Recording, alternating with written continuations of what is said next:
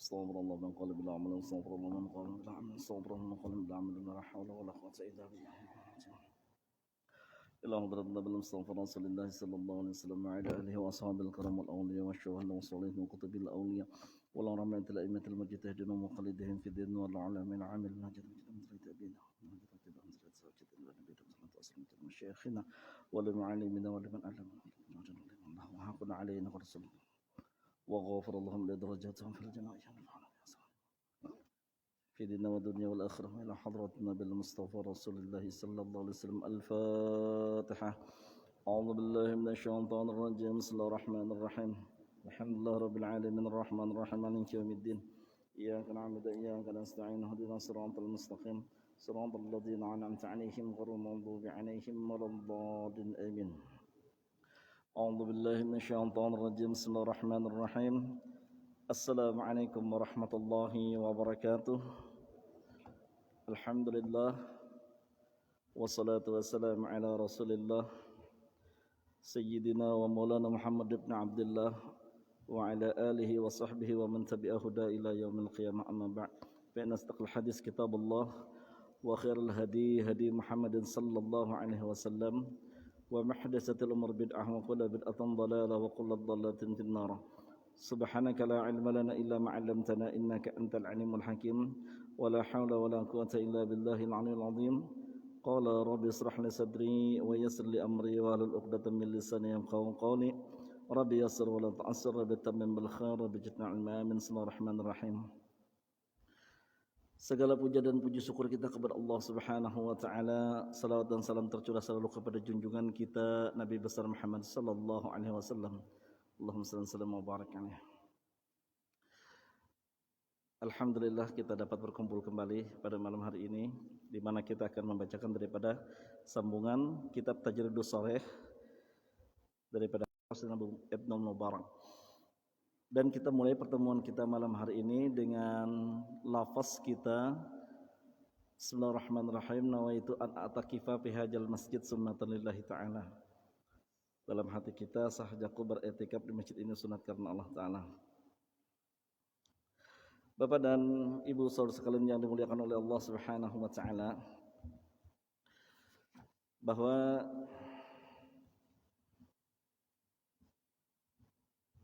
sebentar lagi kita akan menemui beberapa hari yang dikatakan besar, tapi besar bukan buat kita, tapi besar buat agama atau umat yang lain. Dan sayugianya sepantasnya kita tidak ikut serta-merta dalam merayakan hari ataupun ibadah yang mereka lakukan dalam konteks apapun dan sekecil apapun kaitan dengan ibadah itu, jangan ikutan. Cukup toleransi kita dengan tidak mengganggu, bahkan cenderung kita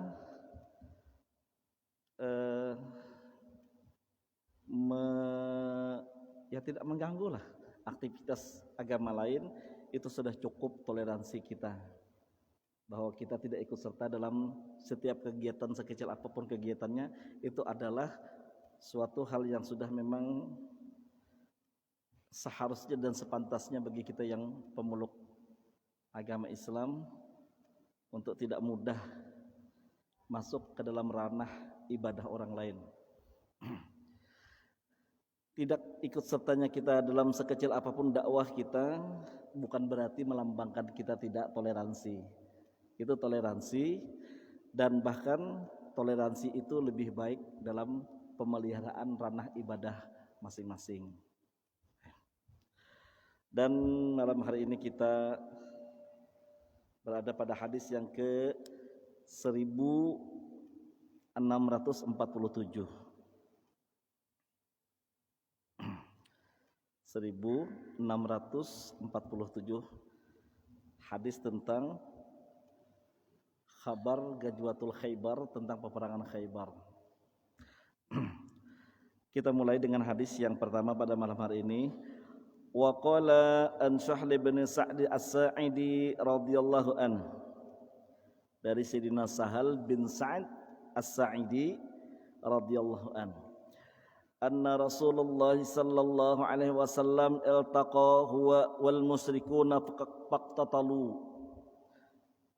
Bahwasanya Rasulullah sallallahu alaihi wasallam pada suatu kesempatan, pada suatu waktu berhadapan dengan musuh beliau, berhadapan beliau dengan kafir-kafir musyrikun.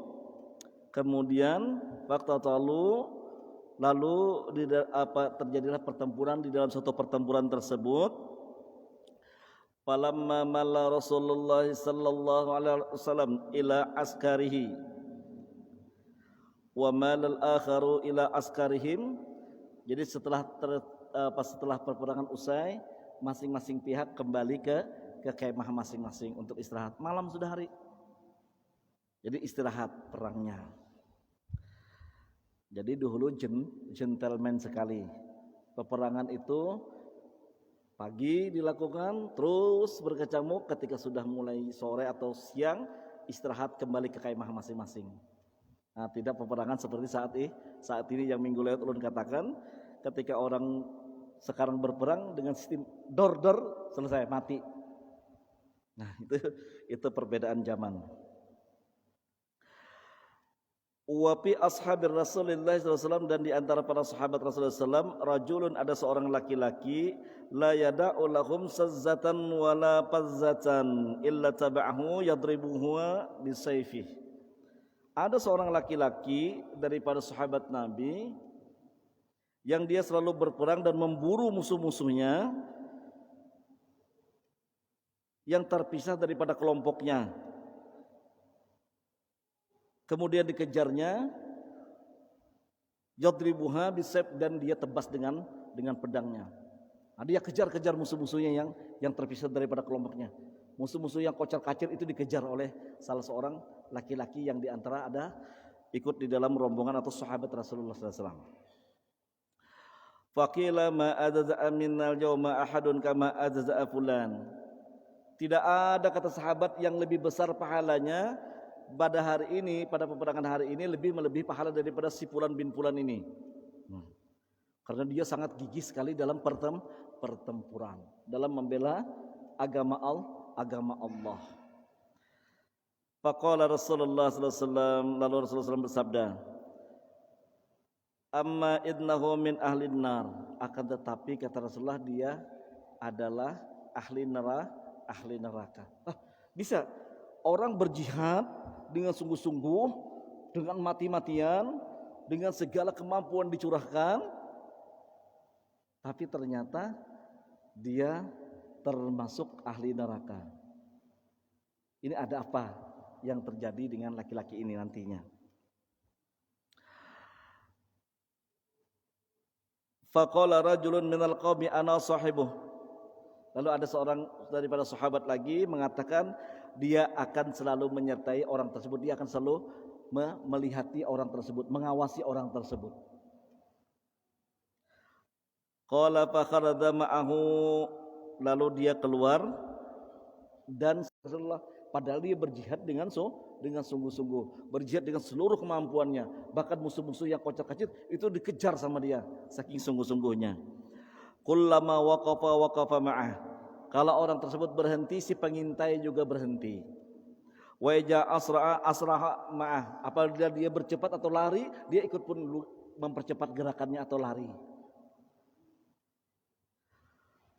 Qala fajurihar rajulu jurhan syadida, lalu pada suatu kesempatan dalam suatu pertempuran, si laki-laki tadi yang sangat gigih dalam perjuangan, yang sangat luar biasa kemampuannya, bahkan para sahabat-sahabat itu kagum, fajaraha, dia mendapatkan luka, zarhan syadida, luka yang sangat besar.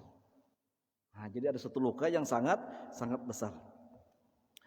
Fasta'jalal mauta, dan dia tidak sabar menanggung luka tersebut, sehingga dia menghendaki untuk cepat segera mati. Fawadda'a sayfahu bil ardi, lalu dia tancapkan hulu pedangnya di bumi. Kemudian wa zubabahu baina saddaihi, dan dia letakkan ujung pedangnya di atas hulu hatinya. Nah, summahtamala ala sayfihi, kemudian dia rebahkan tubuhnya ke arah pedang tersebut sehingga dengan pedang tersebut menancap masuk ke dalam tubuhnya. Dia akhiri hidupnya. Faqatala nafsahu, dia bunuh diri sendiri, bunuh diri karena kada tahan lagi jakar bahasa kita Banjar tuh, kada tahan maharit lagi, sudah luka sakit benar. Nah, tidak sabarnya dia, lalu kata sahabat yang mengintai tadi, dia arahkan mata pedangnya ke ulu hatinya, kemudian ditancapkan dan dia rebahkan tubuhnya ke depan sehingga dengan pedang tersebut melesak masuk tembus ke badannya. Lalu setelah melihat kejadian tersebut, fakharajar rajulu ila Rasulullah SAW, si laki-laki yang mengintai dan mengawasi tadi mendatangi Rasulullah SAW. Faqala, dia berkata, asyhadu annaka Rasulullah sallallahu alaihi wasallam. Sungguh ulun ya Rasulullah bersaksi bahwa pian benar adalah utusan Allah. Lalu faqala, Rasulullah SAW bersabda, wa ma zalika, kenapa kamu katakan yang demikian? Ini ada apa ini? Nah, kamu kok tiba-tiba datang terus berkata, ulun bersaksi bahwa pian ya Rasulullah benar-benar utusan Allah. Ada apa ya Rasulullah? Madzalika? Ada apa ini? Qala ar-rajulul ladzi dzakarta anifan, adalah ya Rasulullah seorang laki-laki yang kemarin disebutkan, dia berjihad dengan sungguh-sungguh, dengan seluruh kemampuannya, musuh yang kocak-kacir dikejar sampai dia orang yang sangat hebat dan dikagumi oleh para sahabat. Bahkan ada yang mengatakan tidak ada yang dapat menandingi pahala orang tersebut karena saking gigihnya dalam perjuangan atau dalam peperangan tersebut. Namun pian katakan dia adalah daripada ahli neraka. Nah, betul ya Rasulullah, dia tersebut setelah saya lakukan pengintaian, pengawasan, yang pian katakan dia adalah ahli neraka, fa'azaman nas, orang-orang merasa, membuat orang terkejut dan terkagum-kagum.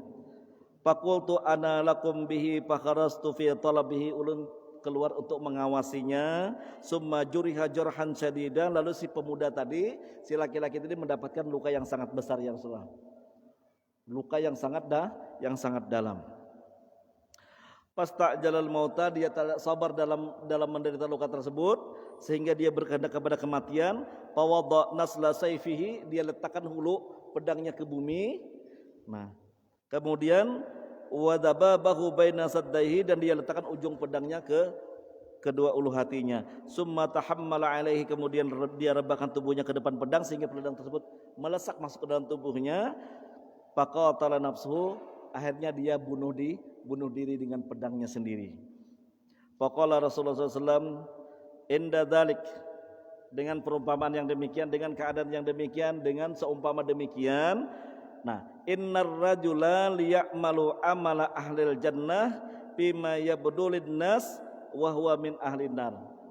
Ada orang yang dulunya beramal dengan amal ahli surga, gigih beribadah, gigih beribadah, istiqomah dalam perbuatannya, namun di dalam akhir kehidupannya dia beramal daripada amal ahli neraka, maka dia menjadi ahli neraka. Wa innar rajula liya'mala amala ahli nar, dan ada seorang laki-laki yang beramal pada amal ahli neraka.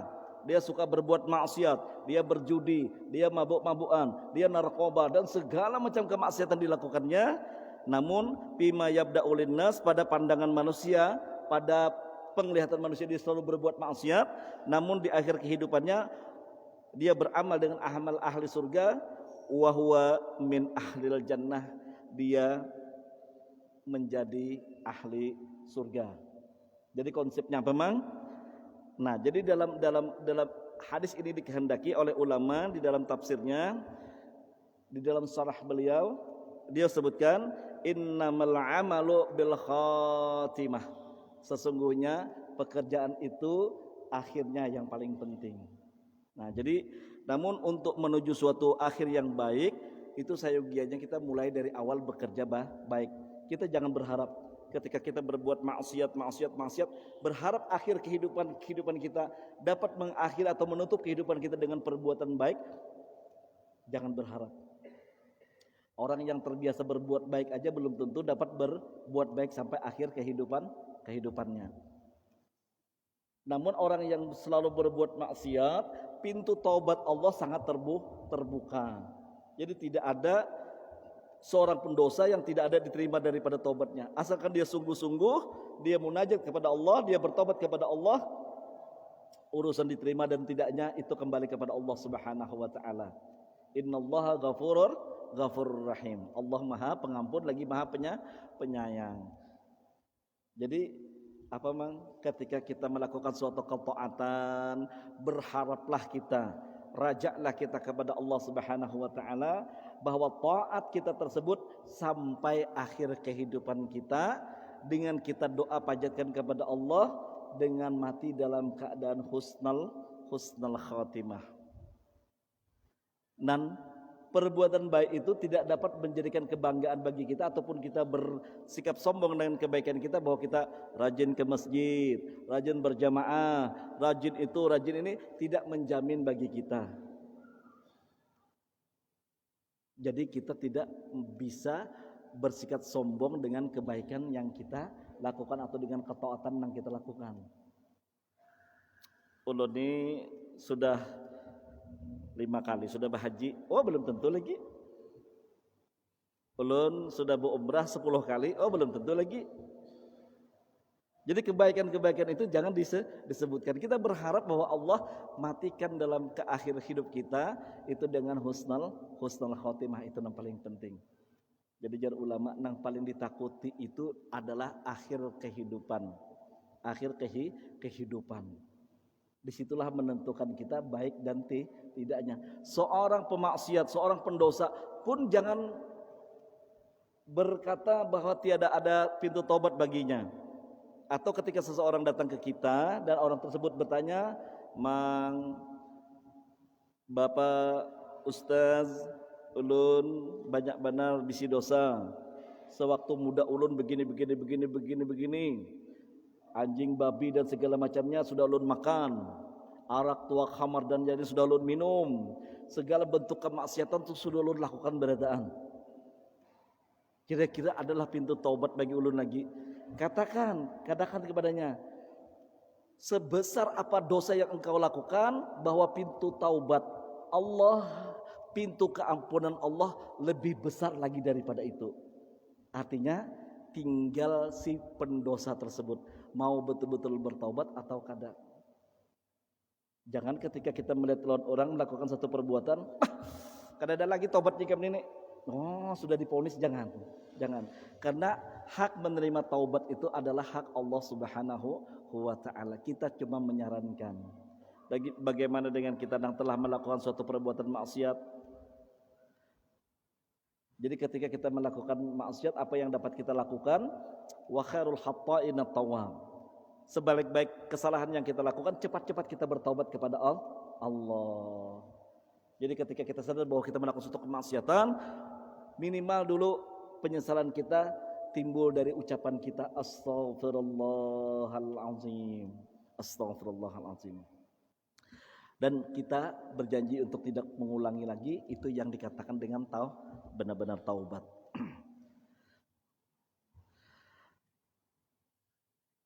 Kemudian hadis yang berikutnya. Wa fi riwayatin faqala Nabi sallallahu alaihi wasallam, "Kum ya Bilal." Di situ kum apa? Kum ya fulan. Hadis berikutnya hadis 1648. Wa fi riwayatin faqala Nabi sallallahu alaihi wasallam, "Kum ya fulan." Nah, itu salah. Yang benar itu kum ya Bilal. Kum ya Bilal itu. Jadi di sini ulun pikir kitab ini yang salah mencetaknya atau kitab yang satunya, setelah ulun buka daripada syarah yang lain ternyata kum ya Bilal. Jadi kum ya fulan itu salah, kum ya Bilal. Wa fi riwayatin faqala Nabi sallallahu alaihi wasallam, "Kum ya Bilal fa'azzin alla yadkhulal jannata illa mu'minun. Innallaha yu'ayyidud dina birrajulil fajir." Kama qala Rasulullah sallallahu alaihi wasallam. Dalam riwayat yang lain Rasulullah SAW bersabda, "Hai Bilal, berdiri dan umumkanlah, azankan, umumkan dengan suara yang nyaring, apa? Allah yadkhulul jannata illa mu'minun." Tidak ada orang yang dapat masuk surganya Allah kecuali orang yang beriman. Kecuali orang yang beriman kepada Allah dan Rasulnya. Innallaha yu'ayyidud dina birrajulil fajir. Sesungguhnya Allah bisa jadi memuliakan agama ini dengan seorang laki-laki yang asalnya fazir, yang asalnya maksiat. Bisa jadi Allah jadikan dia taubat, kemudian dengan keperkasaan dan kegagahannya dia membela Islam. Pada contoh Sayyidina Umar ibn Khattab radhiyallahu an. Ketika sebelum masuk Islam, beliau banyak memusuhi Islam. Setelah beliau masuk Islam, Rasulullah sabdakan sesungguhnya Islam dimuliakan oleh Umar. Jadi Sayyidina Umar itu setelah masuk Islam pun banyak membela Islam sampai akhir hayat beliau, dan beliau menjadi khalifah kedua dalam Islam setelah Sayyidina Abu Bakar Siddiq. Jadi jangan juga mengalah kita mencela terlalu berhemat. Kita boleh benci dengan perbuatan maksiat seseorang. Kita boleh benci dengan ketidakpedulian seseorang terhadap Islam. Atau bahkan kita benci kepada seseorang, benci kepada sifat seseorang, bukan orangnya, sifat seseorang, apalagi seorang pemimpin yang notabene tidak memperhatikan kemaslahatan umat misalnya. Ada kita punya suatu pemimpin, ternyata dengan pemimpin tersebut dia seorang muslim Islam, walau alam beriman atau kada, ternyata dengan perkara umat Islam sendiri tidak diperhatikannya. Misalnya dalam suatu kebijakannya selalu merugikan umat Islam, kita tidak boleh membenci sampai ke dalam hati kita, lubuk yang paling dalam. Karena siapa tahu suatu ketika dia sadar dan dengan kekuasaannya dia berbalik untuk membela dan memuliakan Islam. Kita kada tahu hal yang demikian. Apalagi hanya masalah politik. Jadi kadang-kadang politik itu sesama Islam, pendukung sini, sama-sama Islam pimpinannya bakalahi, naudzubillah suma'iyazubillah. Itu kada dibenarkan. Silakan mendukung salah satu calonnya, silakan mendukung ataupun dengan kita memilih salah satunya, cuma tanpa kita menghina pihak yang lain. Nah, jadi dalam hal ini kita lebih memandang kepada seorang insan islaminya.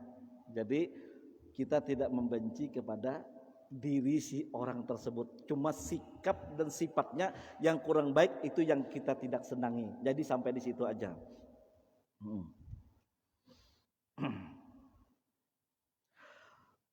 Wa qala an Salamah bin Aqwa radhiyallahu an, daripada Salamah bin Aqwa radhiyallahu an. Salamah bin Aqwa ini adalah orang yang menyelamatkan unta Rasulullah dari pencurian. Itu sudah pada hadis yang lewat. Qala duribtu darbatan bi syaqqi yaumil Khaybar. Pada peperangan Khaybar, betisku pernah tertebas pedang Yazidin sehingga mendapat luka yang parah. Jadi banyak mengeluarkan darah, tertebas, ujar Salamah bin Aqwa, kakiku tertebas pedang. Fa'ataitu Nabiyya sallallahu alaihi wasallam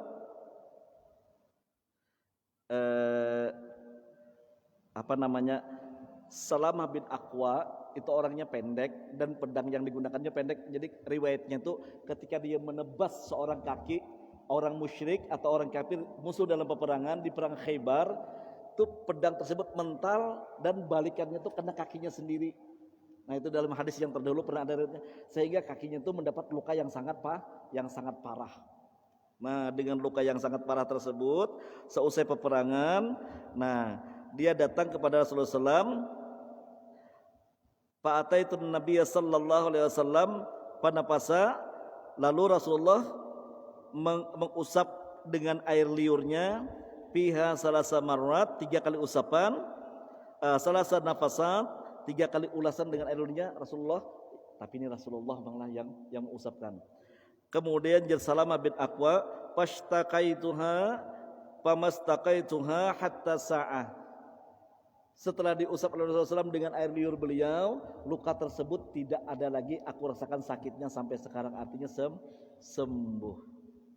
Nah, itu daripada mukjizat Rasulullah sallallahu alaihi wasallam. Yang dalam hadis yang lain diriwayatkan ada seorang anak sahabat yang tertimpa daripada minyak, kemudian Rasulullah eluskan, fa'ada kama ada, kembalilah lagi kulitnya seperti semula, artinya sembuh langsung.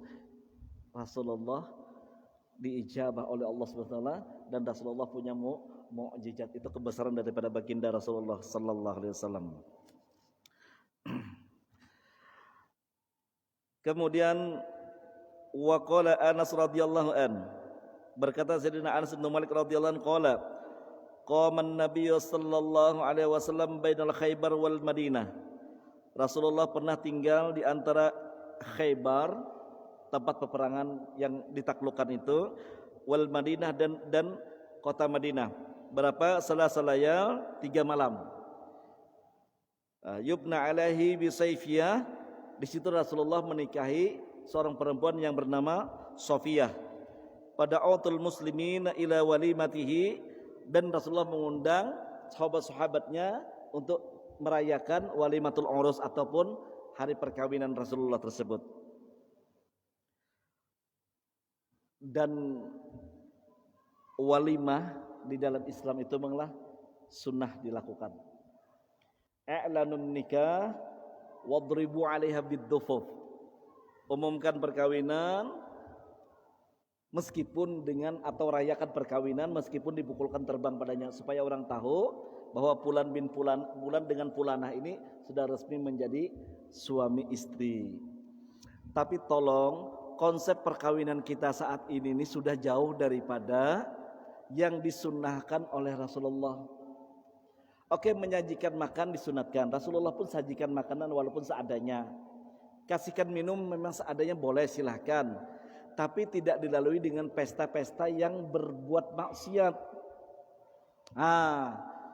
Perkawinan dibikinkan panggung gembira, ataupun karaokean, ataupun keyboard organ tunggal. Kemudian ada yang benyanyi, ada perempuan atau biduannya.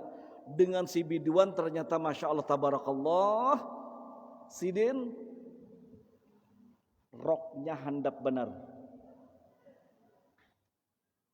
Dengan asiknya melenggak-lenggukkan tubuhnya sehingga yang menonton pun terpana dan tersedot perhatiannya mata tersebut. Atau di pada walimah tersebut ada di pinggir-pinggirnya disajikan minum-minuman keras, khamar, mabuk-mabukan, minum obat, sehingga banyak pemuda-pemudanya yang yang mabuk-mabukan, teler beritaan. Nah, ulun pada walimah tersebut kada akan datang. Ulun kada hendak mengai. Pernah di suatu pesta perkawinan ulun datang. Nah, sudah datang lawan bini. Pas hendak menuju tempatnya, parkir sudah kendaraan. Hendak menuju tempatnya itu melalui panggung. Nang di panggung itu masya Allah terlihat dari jauh, rami banar orang membuka aurat. Tulak kada, lalui kada. Ayo mamanya putar balik, kita kada usah datang. Kada datang. Berdosa lah bang, kada. Berdosakah kita ketika walimatul urus kita kada datang? Orang mengundang kita wajib datang. Tapi ketika di dalam majelis di dalam walimatul urus atau pesta perkawinan tersebut terdapat banyak kemaksiatan, paling haluan jangan datang sudah. Boleh kada boleh jangan kada datang. Itu. Dan ulun kadang-kadang boleh lihat juga bila pina dahulu indah, dahulu indah walimatul urus. Ulun dulu masih ingat ketika ada di undangan perkawinan dahulu berbeda. Jam laki-laki dari jam 9 pagi sampai jam 11 siang. Kayak itu dulu, ingat lapian. Jam 11 siang ke atas undangan perempuan. Makanya dahulu laki bini berpisah datangnya. Lakinya dahulu pagi, karena sudah di atas jam 11 perempuan datang. Sehingga dalam walimatul urus tersebut, satu, tidak terjadi yang namanya ikhtilaf, percampuran antara laki-laki dan perempuan dengan tiada bukan muhrimnya. Nah, jadi kada ada berdesak-desakan. Coba kalau kita ini datang tuh rasanya ya Allah, bukan kita merasa bahwa kita orang yang paling sok-sok suci atau enggak, bukan itu. Cuma kita kada nyaman dikira dikala kita hendak mengambil makanan berjubel datangnya perempuan laki perempuan saling tindih menindih, yang di belakang yang berjubel kayak itu. Kalau dahulu indah, orang-orang tua kita dahulu indah sekali mengatur perkawinannya, pagi laki-laki, siang perempuan. Nah, mungkin pian masih ingat undangan kita bahari kayak itu. Wayah ini kada undangannya jam 9 sampai selesai. Kayak itu. Ya lah Bang, undang kita. Jadi dahulu orang kita masih memelihara apa yang dikatakan dengan ikhtilat atau jangan bercampurnya laki-laki dan perempuan dalam suatu keramaian. Itu bagaimanapun sangat sulit sekali kita menghindari yang namanya tersenggol itu sangat sulit sekali. Dan bagi kita yang bagus memelihara daripada hubungan dengan istri kita, rasa-rasanya kada rela istri kita tuh disenggol-senggol orang. Nah, jadi kita lebih menghargai itu. Jadi kalau dilihat, kalau berjubelnya minta ampun, pertama menunda waktu kita agak siangan datangnya, atau kita kada datang sama sekali. Jadi agak sulit. Nah kalau bisa manglah, ini ulun sarankan Pang, kalau ada yang diundang itu bapak-bapak kiai, para mu'alim, apalagi para habaib yang diundang, jangan biarkan beliau-beliau itu ikut mengambil makanan sendiri dan berjubel, jangan. Kita kada beradab rasanya mangai. Mengundang orang alim, mengundang para tuan guru, para guru-guru agama, apalagi para habaib, sidin datang tuh alhamdulillah berkah sidin datang. Tapi ternyata sidin datang liba disalami, silakan guru, silakan Habib, silakan Habib masuk ke dalam. Sidin umpat jauh bakajal ambil makanan. Nah, jangan. Kalau dengan mereka itu tolong tempatkan suatu tempat yang layak bagi beliau. Ketika beliau datang, sambutlah para alim ulama, para kiai, para habaib. Sambut beliau, dudukkan. Beliau sudah meluangkan waktu tuh alhamdulillah benar kawa datang ke resepsi kita, datang perkawinan anak kita. Persilahkan dia datangkan, tempatkan di duduk yang bagus. Guru, abah, pian duduk di sini aja. Habib, pian duduk di sini aja. Pian hendak makan apa? Atau kalau perlu jangan lagi itu nang patut rasanya. Kasihan pian ulun pernah bertamuan guru sidin begamis datang, maka sidin bejubah, maka sidin bebolang, bakasak-kasak sidin ambil, maka di tangan sidin tasbih, dihigasnya apa kata sedang ikut sidin, bingung sidin. Maka sidin tuh haju pulang, macam itu sidin. Jadi paksa, guru, pian duduk aja kah dulu, ulun kena mengambilkan makanan, seorang tamu juga mengambilkan lagi sen guru. Karena kita melihat sidin bebolang kasihan. Jadi guru pian duduk aja lah. Padahal kita tamu jualan tuan rumah. Guru pian duduk aja di situ, kan ulun ambilkan makanan. Sampai nak itunya kita kada. Nah jadi jer ulun kalau mengadakan walimatul urus, bukan kita membedakan dengan undangan yang lain kada.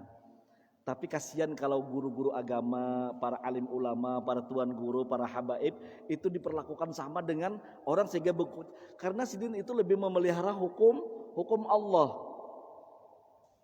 Nyaman lah Bang pian sidin besenggol-senggolan lawan babinan nang kada muhrim sidin. Astagfirullahaladzim. Tersenggol sidin. Kada sidin bakajal kada dapat makanan. Bulik sidin kok bisa tersinggung orang tuan rumah aja sidin. Jadi serba salah sidin. Ulun ingin kada sekali dua aja Bang kalau duduk datang di tamu undang duduk di para orang mah menjaga tamu pada bersebut. Kenapa? Sudah alhamdulillah sudah kenyang. Ada belum makan juga Bang lagi. Kenapa? Indah bakasak seorang mengambil. Nah jadi walimatul urus itu sesuaikan dengan syariat Islam. Jadi manglah satu, hindari yang namanya ada acara ajang panggung nang bebuka aurat. Lun kada menang hati nang kaya nang hendak wallahu alam nang bemusikan itu lo kada hendak mengomentari. Cuma jangan ada nang sifatnya bebuka aurat. Si biduan itu kalau bisa juga, kalau hendak juga tuntutan masyarakat, hendak juga ada lagu-laguan, silakan. Tapi biduannya nang bejilbab Bang, nang manis Bang, nang anggun. Ini kada nang diundang biduannya liarnya minta ampun di atas panggung. Ulun bangai pernah datang undangan. Kenapa jadi ulun pepaling? Kan ada tiang serobong itu kan besi kalau Bang. Banyak berputar di situnya. Oh ya Allah, jelona kayak apa? Kayak nang penali ular kah? Berputar-putar. kebuliangan rasanya meleleh, baik bulik aja lu sudah. Nah, jadi walimatul urus itu perlu diperhatikan. Jangan ada di dalamnya itu terkandung minum-minuman keras. Karena memang sebahagian pemuda kita, sebahagian kecil, ketika ada suatu pesta perkawinan, ada perayaan, selalu dihiasi dengan alkohol dan minum-minuman, ada obat-obatan. Itu jangan sampai ada dalam perkawinan ataupun walimatul urus yang kita bikin. Nah, yang ketiga, letakkanlah tamu-tamu terhormat seperti para tuan guru, guru-guru agama dan para habaib-habaib di suatu tempat yang layak. Ini ada pian guru kasihan mengikuti ini kan dia terjulun babolang sidin misalnya telah tangan sidin kitab mungkin tangan sidin ambil nasi bingung sidin di hati kiri hibak meja maka ada denah pun yang mempersilahkan sidin di hati kanan hibak berataan hendak makan berdiri sini kan ada pulangnya sidin jadi hadang-hadang kujuk-kujuk sidin kemana mencari bangku kasihan sidin. Nah ketika kita mengundang para guru-guru agama tokoh-tokoh yang sedemikian rupa dengan kedatangan beliau itu ke tempat perkawinan kita suatu berkah suatu rahmat sidin mendatangi kita. Nah tapi tempatkan carikan posisi atau misalnya dengan jiran kita di rumah mang atau bapak kena rumah pian kawa-kawa diinjam gisan kena ketika ada tamu-tamu seperti guru-guru agama, para pemimpinnya, ulun persilahkan kena duduk masuk di rumah pian. Kenapa apa di sini? Nah itu lebih pantas. Nah itu aja yang perlu kita koreksi dalam setiap acara walimatul urus kita. Dan ketika Rasulullah SAW berada di Khaybar, antara Khaybar dan Madinah, beliau mempersunting seorang perempuan yang bernama Sofiyah. Kemudian pada perkawinan beliau. Wa maka nafiha min khubzin wala lahmin, namun di dalam hidangan tersebut tidak terdapat roti dan daging-dagingan. Kereda. Ini kalau adat di sana kan makan roti dan daging-dagingan. Kalau di wadah kita ini ya paling uyuh sop soto. Nang tabagus sedikit masak habang lawan kare. Nang taharat sedikit ada ayam panggang lawan satenya. Cuma bakso ada ketinggalan. Banyak macam-macam memang lah.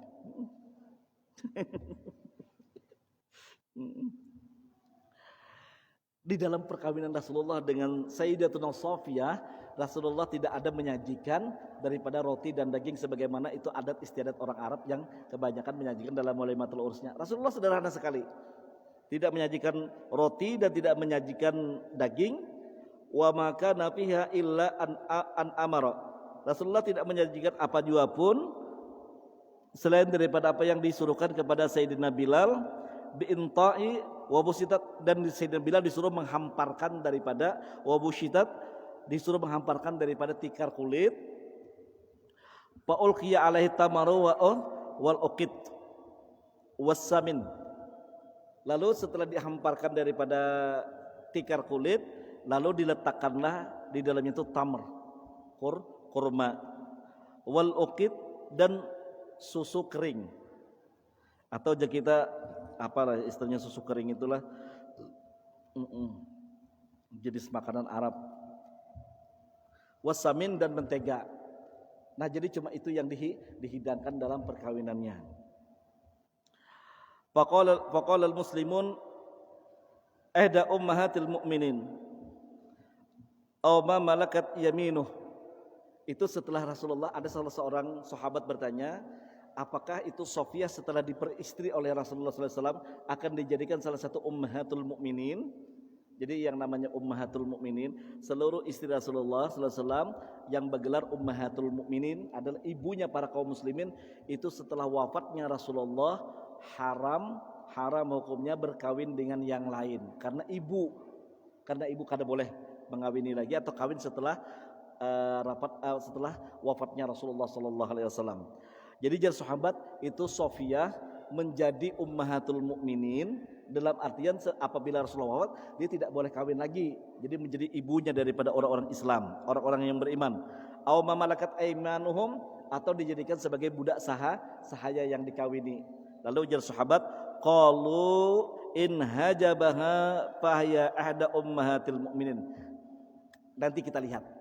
Nanti kita lihat setelah dinikahi oleh Rasulullah SAW bagaimana Rasulullah memperlakukannya. Apabila Rasulullah SAW inhajabaha, dihijabi oleh Rasulullah SAW, dijelbabi oleh Rasulullah SAW, maka dia adalah ihda ummahatil mukminin, menjadi salah satu ummahatul atau ibu-ibu para orang-orang beriman atau orang Islam. Nah, jadi dilihat. Wa illam yahjubha, apabila Rasulullah SAW tidak menghijabinya ataupun tidak menjilbabinya, fahya mimma malakat yaminuh, maka dijadikan budak sahaya yang dikawini. Nah, lalu falam martahala, manakala Rasulullah SAW melakukan perjalanan balik ke kota Madinah, wa ta'alaha, Rasulullah membonceng Sofiyah di belakang unta beliau. Wa madda hijaba, dan Rasulullah memandangkan hijab atau penutup pakaian yang tertutup. Berarti Sayyidatus Sofiyah dijadikan sebagai ummahatul mukminin, istri oleh baginda Rasulullah SAW, dalam artian sebagai termasuk ummahatul mukminin atau ibu-ibu kaum muslimin. Jadi dia haram berkawin dengan yang lainnya setelah wafatnya Rasulullah SAW. Yang terakhir sudah Isa. Hadis pendek terakhir. Wa qala an Ali bin Abi Thalib radhiyallahu anhu anna Rasulullah SAW naha an mut'atin nisa yaumal Khaybar wa an aqlil humuril insiyah. Dari Sayyidina Ali bin Abi Thalib radhiyallahu an, bahwasanya sesungguhnya Rasulullah SAW naha, melarang an mut'atin nisa, daripada perkawinan atau mengawini perempuan, menikahi perempuan dengan cara mut'ah. Apa itu mut'ah? Sebentar. Wa an aqlil humuril insiyah, dan daripada memakan daging keledai kampung. Keledai itu jadi kada boleh dimakan keledai. Apa keledai? Nah, ulun ngalehem mencontohkan, karena keledai itu kada ada di wadah kita. Lain kedelai. Kedelai itu kacang. Keledai atau himar. Nah, itu kada boleh dimakan. Taib. Apa perkawinan mut'ah? Perkawinan mut'ah adalah, atau pernikahan mut'ah, perkawinan yang berjangka waktu, atau dalam bahasa kita kawin kontrak. Nah, kayak apa kawinnya? Misalnya seorang laki-laki berijab kabul, aku kawini seorang perempuan yang bernama Pulanah binti Pulan dengan waktu tertentu, atau dengan waktu 1 bulan, 1 minggu, atau 2 bulan, atau selama aku berada di kampung sini sampai aku pulangnya dari kampungku, dengan mahar atau pemberian sekian. Jar ulama tidak ada niat padanya itu membuat keturunan, dan tidak ada tolak setelah selesainya perjanjian tersebut. Maka perkawinan mut'ah itu dahulunya memang dulu pernah Rasulullah bolehkan, tapi setelah itu cuma beberapa hari Allah perintahkan untuk melarang perkawinan mut'ah tersebut. Jadi dalam bahasa lain ada suatu definisi mengatakan perkawinan mut'ah adalah perkawinan antara perempuan dan laki, dan tidak bertujuan untuk membina rumah tangga. Dan apabila terjadi selesai daripada perjanjian, selesai juga masa perhimpunan keduanya, dan tidak dibutuhkan talak padanya, itu dilarang oleh Islam. Walaupun dengan Syiah masih membolehkan. Jika ini dibolehkan, himung benar nih, banyak nang himung nih. Jadi kalau dilihat konsep mut'ah itu, apa bedanya lawan pelacuran? Hampir mirip benar. Laki-laki memberikan suatu hadiah ataupun suatu harga bagi perempuan yang dikontraknya dalam beberapa bulan. Misalnya seorang laki-laki mengempingini seorang perempuan, wahai seorang perempuan, aku nikah kepada engkau dengan perjanjian tertentu 1 bulan lamanya, dan aku berikan kepadamu imbalan sebesar misalnya 50 juta. Si perempuan sudah mendapatkan kenikmatan dan kemudian hubungan, kemudian dia mendapatkan daripada ganjarannya, yaitu sebesar uang 50 juta tadi. Nah, setelah selesai perpisahannya, itu ada bedanya dengan perkawinan ataupun dengan prostitusi yang hubungannya itu dibayar. Islam tidak menghendaki yang demikian. Makanya ada sabda Rasulullah SAW berbunyi, ya ayuhan nas, inni qad kuntu azantu lakum fil istimta' minan nisa. Dahulu pernah aku izinkan, cuma hanya beberapa hari, akan perkawinan mut'ah. Namun Wa innallah qad harrama dzalika ila yaumil qiyamah. Sesungguhnya Allah telah haramkan perkawinan mut'ah itu sampai hari kiamat. Kada dibolehkan lagi ya Rasulullah. Allah telah haramkan.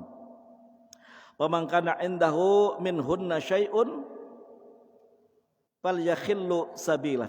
Jadi orang-orang yang sudah melakukan hal yang demikian masih dalam ada kontrak dengan perkawinan mut'ah, selesaikan, putuskan sekarang. Kenapa? Karena sudah diharamkan ya Rasulullah SAW.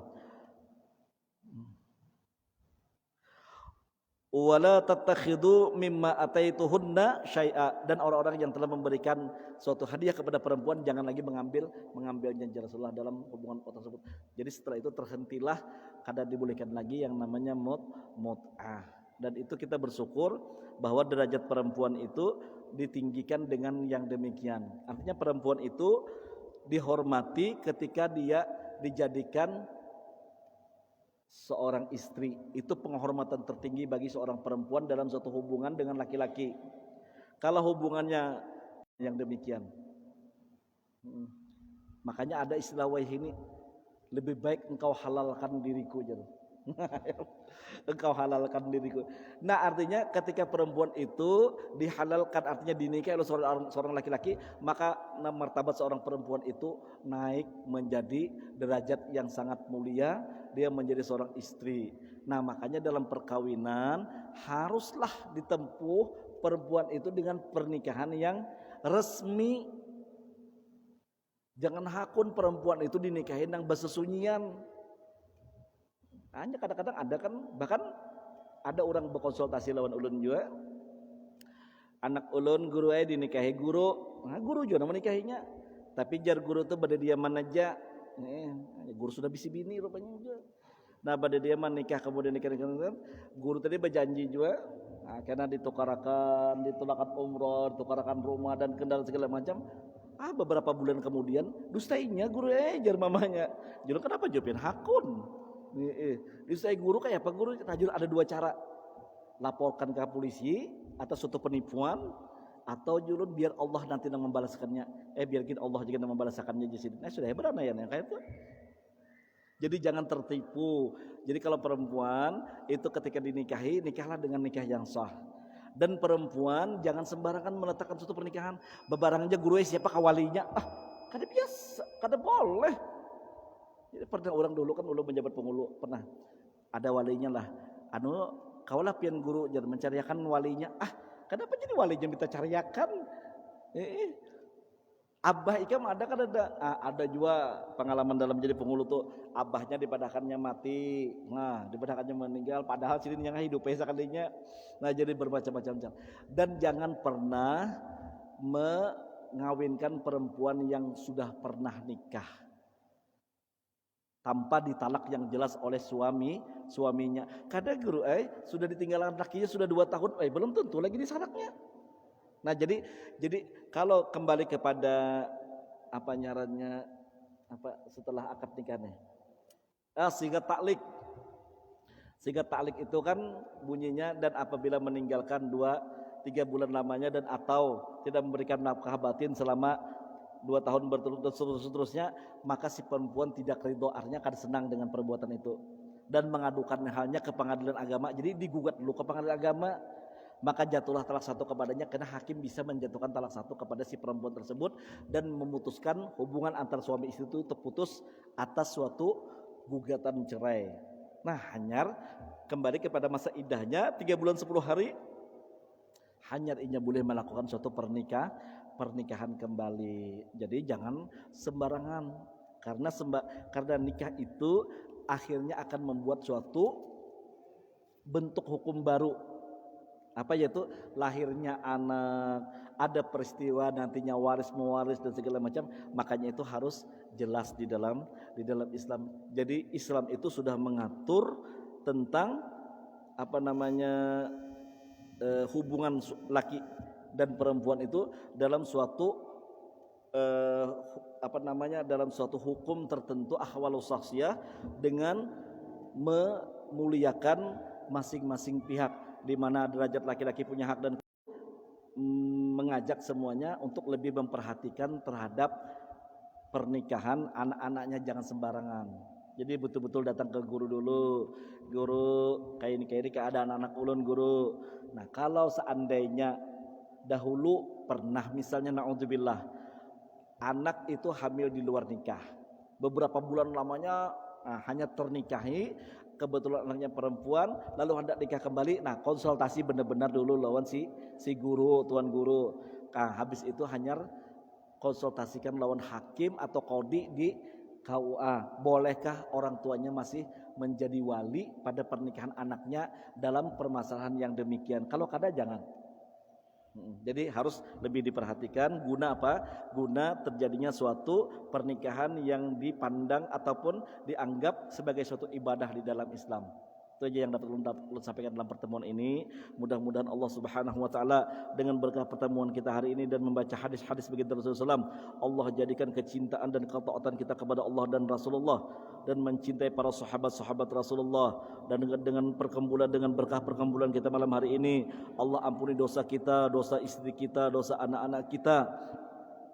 Allah ampuni dosa kedua orang tua kita, mertua kita, saudara-saudara kita, ipar-ipar kita, dan orang kita sekampungan. Mudah-mudahan Allah Subhanahu wa taala ampuni akan dosa-dosanya, dan mudah-mudahan Allah Subhanahu wa taala dengan berkah kita membaca hadis-hadis baginda Rasul dimatikan kita dalam keadaan husnul khatimah, dijadikannya sebagai umat Rasulullah SAW dan mendapatkan syafaat Rasulullah SAW di akhirat nanti, serta berkumpul dengan baginda Rasulullah SAW di dalam surganya yang penuh dengan kenikmatan. Mudah-mudahan Allah Subhanahu wa taala memberikan limpahan rezeki yang berlimpah ruah dengan rezeki yang halal dan yang thayyib kepada keluarga, anak istri kita, dan mudah-mudahan Allah Subhanahu wa taala selalu memberikan dan membimbing kita kepada jalan yang benar dan jalan yang diridhoinya. Wassallallahu ala sayyidina Muhammadin nabiyil ummi wa ala alihi wasallam. Alhamdulillahirabbil alamin.